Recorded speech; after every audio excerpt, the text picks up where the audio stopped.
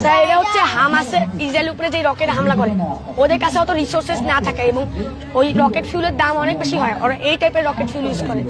এটা হচ্ছে সুগার পাওয়ার রকেট। সাধারণত এটার নাম হচ্ছে সুগার পাওয়ার, কারণ এটা হচ্ছে চিনি এবং পটাশিয়াম নাইট্রেট দিয়ে তৈরি হয়।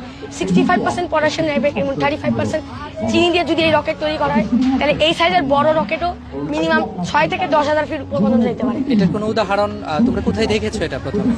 এটা হচ্ছে হামাসের ইসরায়েলের উপরে যে রকেট হামলা করে ওদের কাছে অত রিসোর্সেস না থাকে এবং ওই রকেট ফিউলের দাম অনেক বেশি হয়। ওরা এই টাইপের রকেট ফিউল ইউজ করে। ওদের 5 থেকে 10 কেজির এই রকেট মিনিমাম 17 থেকে 20 কিলোমিটার পর্যন্ত যাওয়ার সক্ষমতা রাখতে পারে এবং এটা বেশি কম দামি হয় এবং ম্যাস প্রোডাকশন করতে সহজ হয়। এটার এত পরিমাণ রকেট ইসরায়েলের আয়রন ডোমকেও আটকাতে সম্ভব হয়েছে। আচ্ছা, আর তুমি কি এটা পরীক্ষা করে দেখেছো? হ্যাঁ স্যার, এটা হচ্ছে পরীক্ষা করে আমি দেখেছিলাম কলমের ভিতরে স্যার অনেক কম পরিমাণ 5 থেকে 10 গ্রাম। এটা টেস্ট করার পর আমি দেখেছি যে এটা একটা 5 থেকে 6 তলা বিল্ডিং পর্যন্ত যাইতে পারে এবং এটা রকেট ফিউল স্যার অনেক কার্যকর। আচ্ছা আচ্ছা, তুমি কি তোমার এটা কতটুকু গিয়েছে? স্যার এরকম টাইপের রকেট স্যার সাধারণত এর চেয়ে ছোট সাইজেরটা আমি টেস্ট করেছি। এটা হচ্ছে হাফ, ওইটা 3 থেকে 4,000 ফিট পর্যন্ত যাইতে পারে। তাহলে স্যার এটা 6 থেকে 7,000 ফিট পর্যন্ত ইনশাআল্লাহ যেতে পারে।